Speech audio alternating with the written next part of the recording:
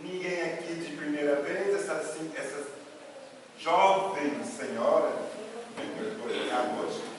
será a primeira vez?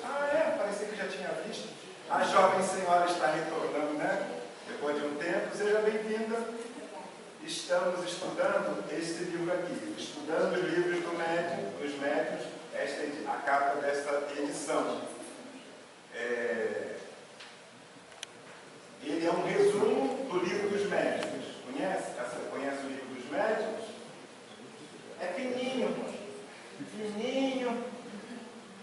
Tem nenhum aqui no momento? Não. É fininho, olha, é bem fininho, prático, né? Esse aqui é de letras gigantes para os jovens, com juventude acumulada, como eu, como muitos, né? Muito conhecimento, muitas explicações. Esse fininho assim, ele é um resumo e uma forma de facilitar o estudo do livro dos médiuns. Estamos há mais de um ano estudando esse livro. Vai passar de fevereiro, falta esse tiquinho aqui, mas passa de fevereiro ainda o estudo do livro. Então, porque a gente mastiga bem, né? Entra em bastante detalhes. O conto de hoje, sempre, não somos nós que organizamos essa coisa, né? Essa sequência do Evangelho, o comentário do Evangelho e o estudo da noite. O estudo de hoje do Evangelho, como sempre acontece, a programação não é nossa, tem muito a ver com a parte do estudo hoje, né? O estudo de hoje, que nós estamos naquele capítulo ali, a arte e a ética de perguntar, de se questionar aos espíritos, né? E o título de hoje é essa, sobre as perguntas necessárias, aquelas que precisam ser feitas, e vamos explicar se realmente ainda há essa necessidade dessas perguntas necessárias. Ainda dentro do Evangelho de hoje, apesar, né, de no Brasil principalmente a difusão da doutrina é bem maior, com vários recursos, ainda se encontra muitos detratores, muitos opositores, religiosos ou não. Eu acho que eu compartilhei no grupo do SEAV um comentário, um vídeo que eu faço parte do Zap do jornal do Correio Espírita. Vocês conhecem? Antigo jornal, que agora já tem online, não sei nem se eles mandavam sempre para a gente. Não sei se ainda tem em papel, né? Muito bom, com mensagens, palestras, pequenas palestras, e mostra nesse que eu compartilhei aquele filósofo, não sei se ele né, mas filósofo, o Pondé, o careca, querendo dizer que a doutrina espírita não tem fundamento, que a lei de reencarnação não tem fundamento, resumindo, que o espiritismo fala muito e explica nada. E tem um outro espírita de conhecimento, esse filósofo, tudo, desmonta com ele totalmente. Vale a pena ver. Quem não está no grupo do SEAV, eu sou um dos administradores, mas não tenho hábito nem de excluir, nem de incluir. Então, mas pode pedir que a minha esposa, que adora isso, ela inclui ou exclui as pessoas. Então, é só falar com ela, mas é muito bom. Então, para você ver, né? O espiritismo, você não sai pelo meio da rua, você conhece a doutrina espírita? Não tem isso, não é? Não deve ter isso. E a divulgação se faz justamente por esses vídeos que vai para a internet, né? Tantos outros vídeos, tantas outras centenas de palestras que nós temos já no YouTube, das diversas casas espíritas do Brasil inteiro. E com gente, é claro, muito mais gabaritada do que nós. Não é? Nós aqui, nosso objetivo é um estudo nosso, aqui, né?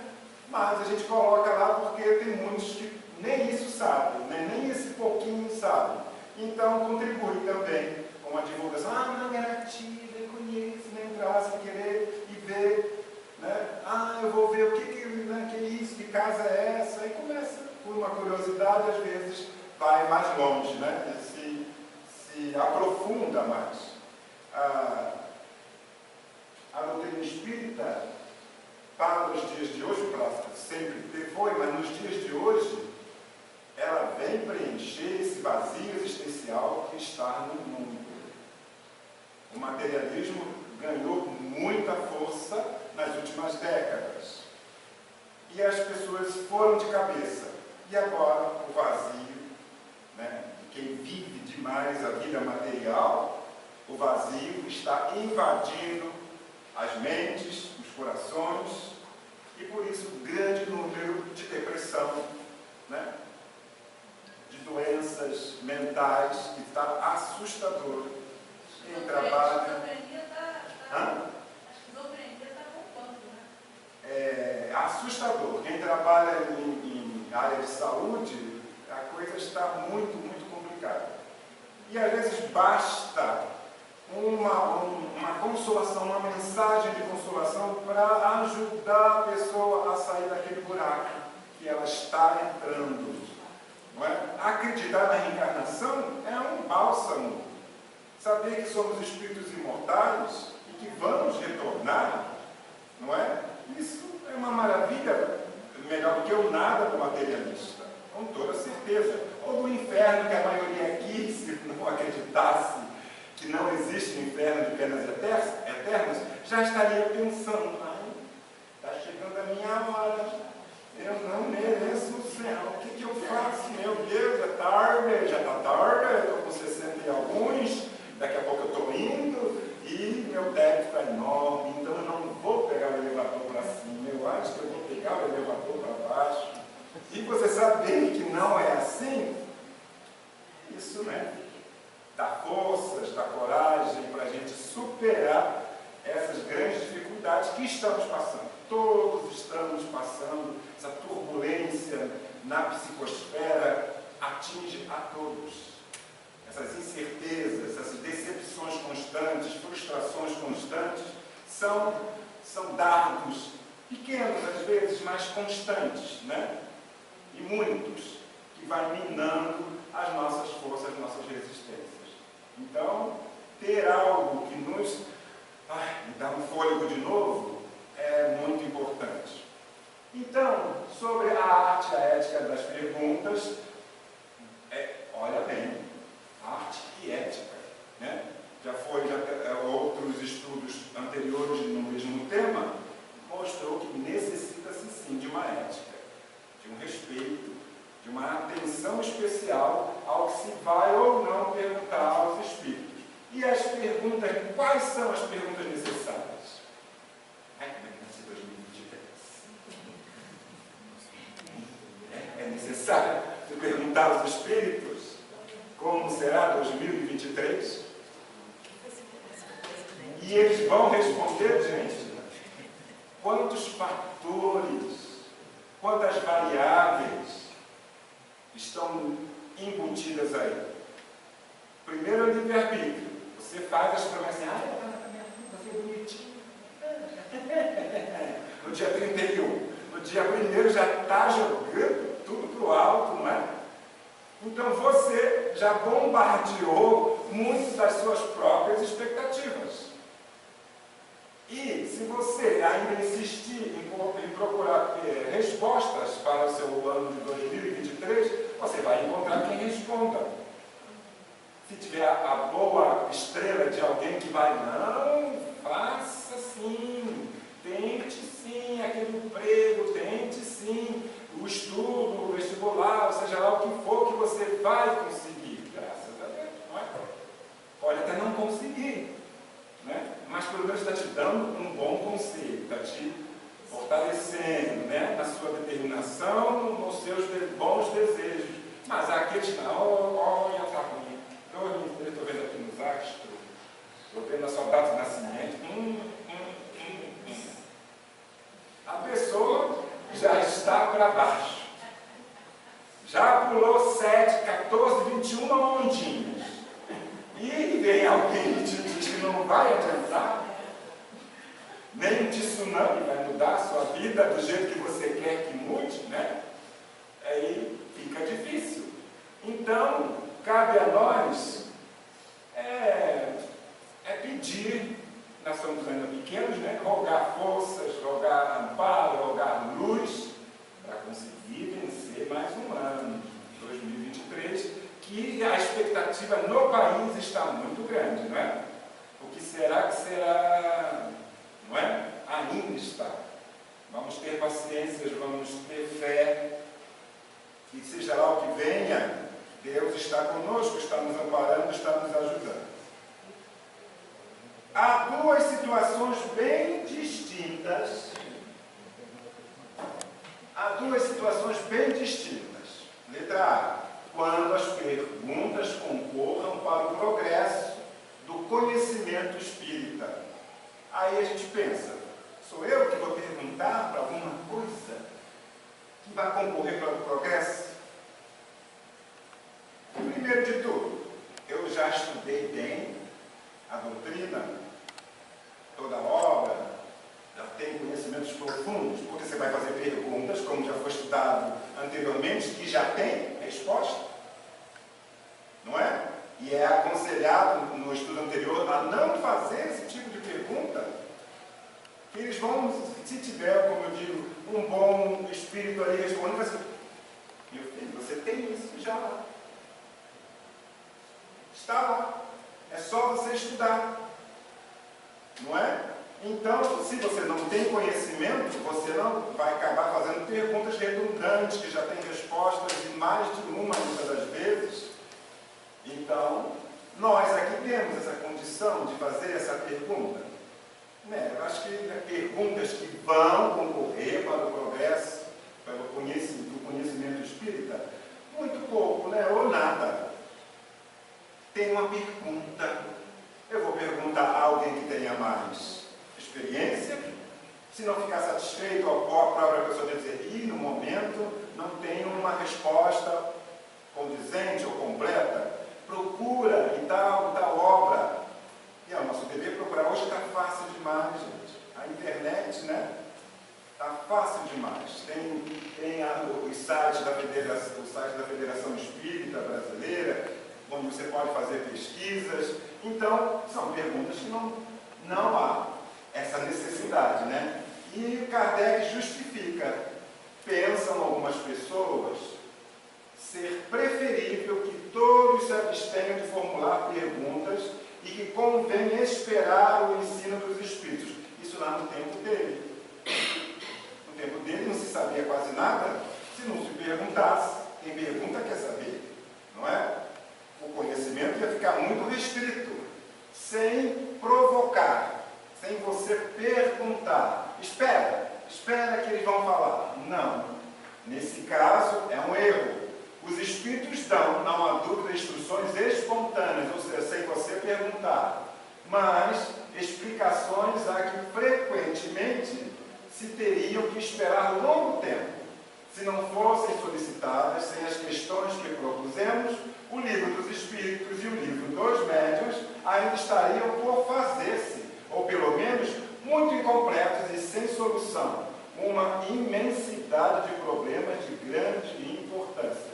Só o livro dos Espíritos, 1019 perguntas e respostas. Não é? Que foram previamente pensadas, né, e tudo, selecionadas para levar aos espíritos responsáveis pela codificação. Um trabalho de... Gente, a gente não consegue conceber esse trabalho feito por Kardec.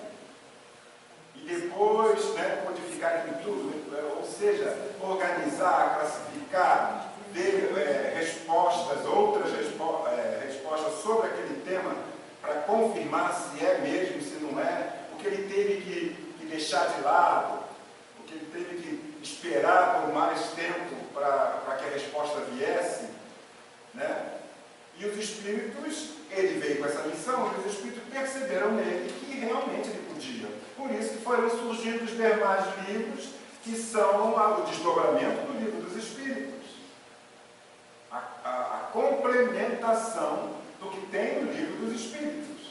Por isso o livro dos Médiuns assim fininho, por isso o Evangelho segundo o Espiritismo também bem fininho, a Gênese, o céu e o inferno, todos complementação do que já tem, de forma ainda resumida, no livro dos Espíritos. Então, era necessário, sim, perguntar. E hoje em dia ainda é. Grupos específicos de estudos existem, é claro, né? Não pode deixar de haver.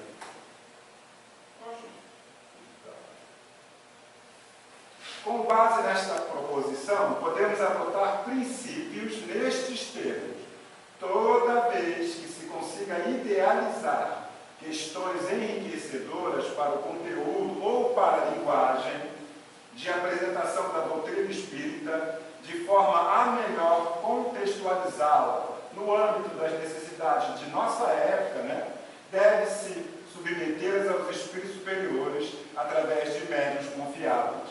Este é o papel das mentes privilegiadas. Caso de Allan Kardec, de Leon Denis, constituindo-se tais iniciativas um dever moral. Então, né, o nosso orgulho, nós dizemos, eu não sou mente privilegiada. Não. É simples. Não. Não somos mentes privilegiadas. Ainda, né, gente? Ainda. Vamos chegar lá, tenham calma, de acordo com o nosso esforço. Né?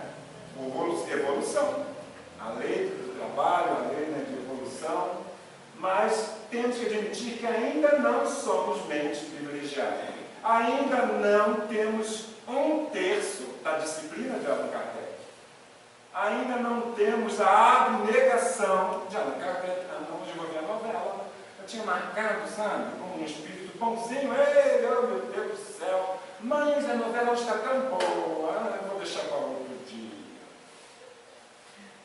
Não é? Isso só na brincadeira, mas para coisas corriqueiras. Não é? Às vezes tem que estudar para uma prova, mas tem um filme tão bom que eu gosto, eu vou assistir o filme, mas eu estudo. Quando eu estuda não, depois está com sono, vai dormir. Ou estuda um pouquinho, assim, dormindo em cima do livro, ou seja lá de quê, e não estuda. Essa é a realidade nossa ainda, né? É assim. Feliz ou infelizmente, é o nosso tempo, é o tempo de cada um. Para chegar lá, falta muito. Ele estava bem, né? Ele estava bem, de certa forma. Ele não tinha internet, não tinha o zap tocando ali, mandando mensagem, não tinha nada disso. Que, de certa forma, favorecia o isolamento, né? Para o estudo e tudo. Mas, ao mesmo tempo, limitava muito a busca, a pesquisa de conhecimento. Então, cada época com o seu desafio. O nosso desafio é vencer esse vício, essa dependência tecnológica. Não é? Tirar a criança, o adolescente da mídia aí e faz estudar. Está difícil. Chega num ponto de dar isso aqui. Não é? Tirar. Não, porque você não estudar. Não tem. E vejam bem, né? 2021, 22, 23, a coisa se repete. Vê melhora em curto prazo? Ainda não. Ainda não, a coisa está... Não sei, não quero dar uma de vidente, não me pergunte que eu sou espírito sim, né? Mas ainda estou encarnado, bem limitado nos meus conhecimentos, na minha capacidade de análise da situação. Mas quem trabalha com o público, não precisa ser nem em área de saúde, percebe que a coisa está bem complicada. Não é? Bem complicada mesmo. Em várias áreas da sociedade, né? Como exemplos, ele dá aqui exemplo de 2 obras notáveis sobre todos os aspectos nascida do justo anseio de ampliar o conteúdo doutrinário do Espiritismo em relação a vários ramos da ciência moderna. São 2 sugestões de leitura. Obra maravilhosa, O Consolador. Essa eu já li e tenho que ler de novo.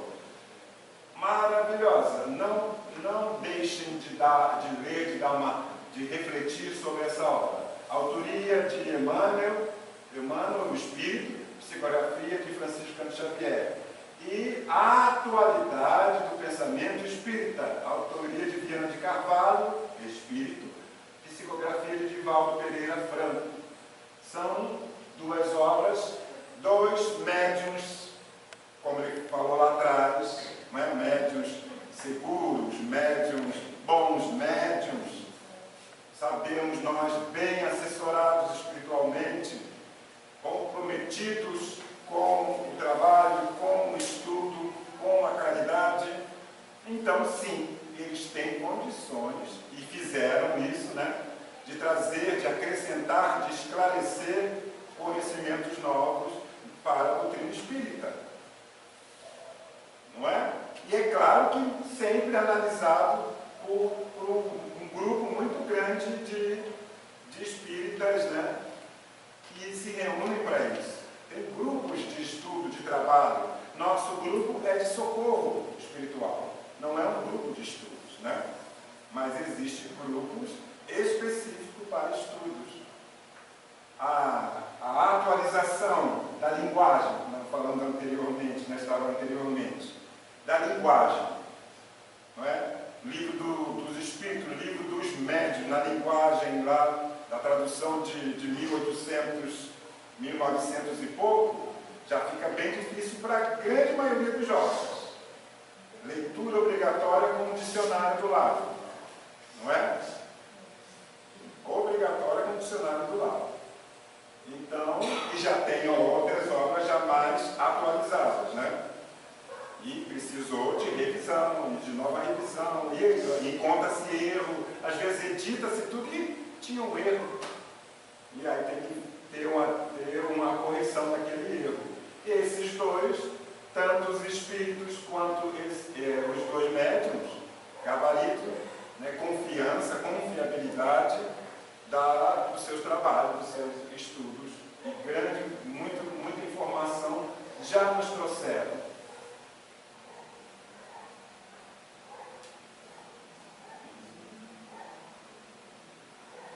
Assim ele fala aqui, que muitas questões podem ficar sem resposta por um bom tempo. Faz uma pergunta, é feita nesses grupos de estudos, mas fica às vezes sem resposta por um bom tempo. Por quê? Não é o momento. Ainda não é dado, né, ter aquele conhecimento. Às vezes os próprios espíritos falam, espera, aguarde mais um pouco. Então, fica às vezes um bom tempo sem uma resposta. Não que eles não saibam, mas é que nós ainda não podemos, não temos condições de entender, vamos ficar com o raciocínio truncado, vai complicar ao invés de facilitar, então eles não respondem. Dada a falta também, a falta de bons médiuns, únicos seguros o suficiente para essa tarefa, e essas perguntas devem ser formuladas geralmente nos grandes encontros, mesmo que não seja respondido naquele encontro. Muitas das vezes ou são, porque num congresso, né? Num grande congresso espírita, congresso tem o brasileiro, tem o internacional, né? Tem vários congressos. Ali é o momento de se formular essas questões e aguardar se vai ser respondida lá mesmo ou posteriormente. Mas para isso existem esses congressos. Congressos, eventos regulares, os quais o conhecimento possa ser atualizado e melhor divulgado. Aí, por isso ele sugeriu essas duas obras para nós, estudantes, né?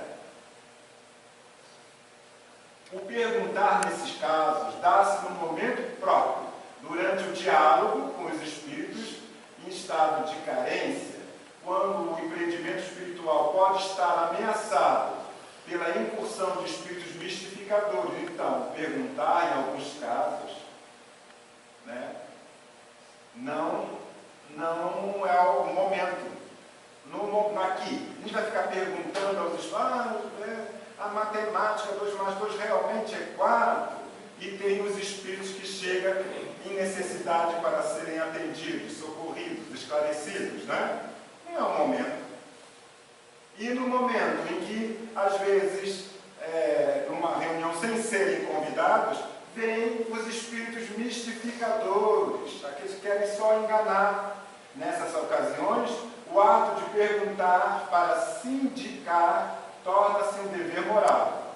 Cabe, no caso dos mistificadores, cabendo essa incumbência ao dirigente encarnado da reunião ou aos doutrinadores, esclarecedores, quando se deparem com pseudo-sábios, assumindo áreas de sabedoria, ou com espírito fingido a simular conhecimentos, ali não é parecimento, é conhecimentos que não existem, com o fim de desestabilizar a reunião. Às vezes eles fazem isso bem só para tomar tempo da reunião mediúnica. E tem tempo estipulado. A gente não pode começar uma reunião e ficar. Não, né? Não pode. Tem tempo. Os espíritos que vêm, comparecem à reunião para o trabalho, têm outras tarefas, né? E nós também temos os nossos horários. E eles, às vezes, acontece isso só para tomar tempo, evitar que um específico grupo de espíritos não seja atendido. Então, isso de certa forma, não é incomum acontecer. Esses espíritos devem ser abordados diretamente, sem subterfúgios, sem submetê-los a testes ou armadilhas mentais. Assim como aos bons espíritos não devemos usar desses subterfúgios, armadilhas, querer testar o conhecimento deles, como os espíritos mistificadores também não. Nós temos que ser diretos com eles. Direto.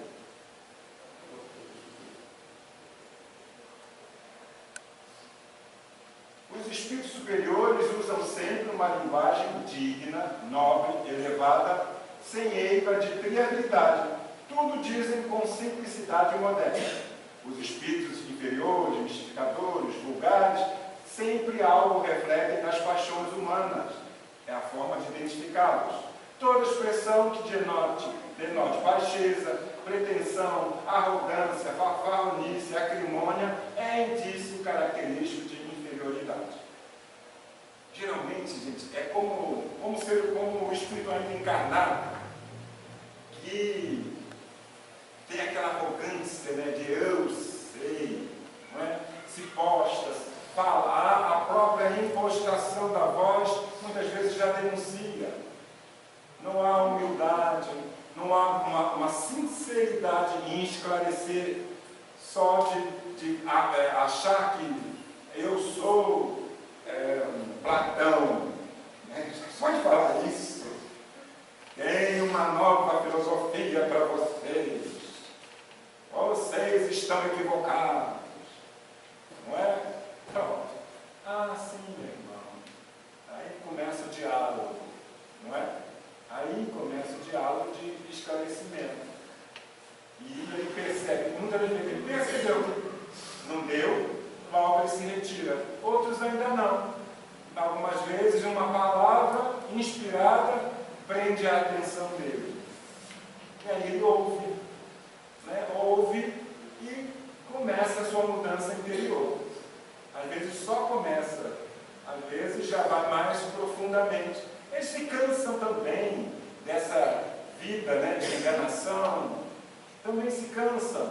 O vazio existencial não atinge só a nós encarnados, atinge a eles desencarnados também. Então, é um momento de trazer ele para uma nova posição diante da existência, né? A linguagem dos espíritos elementais... já botei isso, não?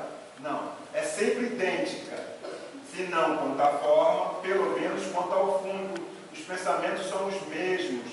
Por isso que Kardec fazia isso. Aqui fazia pergunta, através dos médios, a esses espíritos. Lá em outro local, a mesma pergunta.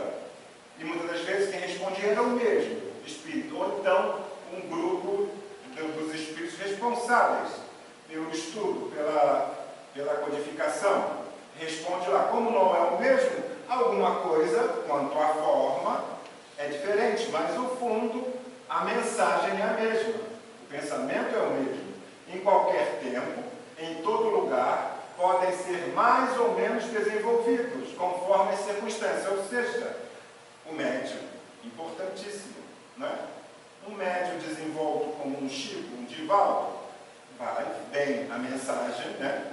Praticamente sem nenhuma truncada, né? Nem um pouco truncada. Mas outros médios, às vezes só em perceber que está trazendo um conteúdo de grande relevância, já dá insegurança, não é? E eles, às vezes, sem querer, bloqueiam. Não sou digno. Nós também temos muito disso, né? Da nossa, como é que se fala mesmo, gente? Baixa autoestima, né? Não sou digno, não sou digno. Pronto. Acabou a mensagem. As necessidades, conforme as circunstâncias, as necessidades e as faculdades que encontram para se comunicar, porém jamais serão contraditórias. As mensagens dos espíritos superiores jamais serão contraditórias. Aí a gente aconselha o médium, vai meu filho, passa a mensagem, depois a gente analisa. Não é? Aí cabe ao médium mais, tatinho, um médium orgulhoso, pelo contrário, só recebo luz, só top. Sou um médium de espírito top. Tadinho, esse é o mais enganado. Você faz a crítica, dá choque, né? E, na grande maioria das vezes, se afasta da casa espírita. Vai procurar outra, às vezes não, ninguém é digno de mim. Não é? Orgulho puro, que ainda é um vírus mais perigoso do que o coronavírus. Mais insidioso do que o coronavírus. É o orgulho e a vaidade. Eu acho que é só perguntas. Perguntas? Alguém? O quê? Apareceu outro. Apareceu outro? Sim. Os espíritos superiores se exprimem com simplicidade, sem prolixidade. Ou seja, não falam demais, como eu falo demais. Né? Não tem isso. Tem um estilo conciso, sem exclusão da poesia, das ideias e das expressões.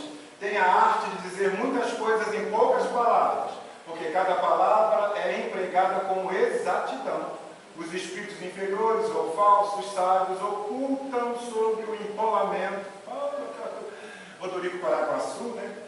Falando para uma multidão também no mesmo nível dele, a maioria. Então, né? Falava, parecia coisas bonitas, não tinha conteúdo nenhum. Sem empolamento, ou a ênfase. O vazio de suas ideias, usam de uma linguagem pretensiosa, ridícula ou obscura, a força de quererem pareça profunda. Isso, são todos isso aí que já estudamos antes, são uma forma de ver essa mensagem. Já temos que ter muito cuidado, analisá-la muito bem. Mas começou assim, você já sabe, tranquilidade, esperemos ele dar a mensagem, depois a conversa, não é? A conversa necessária. Alguém gostaria de perguntar alguma coisa? Ou comentar? O importante da gente entender isso, né? Entender assim, na casa espírita como um todo, é que a gente não vai ter uma comunicação dizendo que vai ser hoje, vai ser amanhã. Chegando aí, cuidado. Até porque uma espiritualidade mais elevada, que tem a responsabilidade de seguir uma casa espírita, passar instruções, né, de elevação espiritual, ela não vai se preocupar com isso. Ela vai deixar que os dirigentes, os frequentadores, as pessoas que, né, administram, elas também ajam por intermédio dela. Uma espiritualidade maior, elevada, ela não vai se preocupar com o teu livre-arbítrio. Ela vai respeitar o teu livre-arbítrio. Há uma diferença, né? Então, ela vai passar informação, né? Mas deixando que o seu livre-arbítrio se faça presente para poder condenar, porque eles coordenam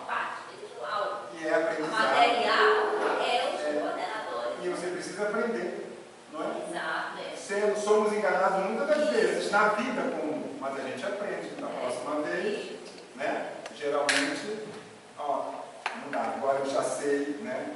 E assim também aqui precisamos aprender, ter experiência. É difícil, né? Mas com o tempo a gente vai se lapidando, né? E a coisa vai caminhando. Obrigado, Rosana, minha assessora para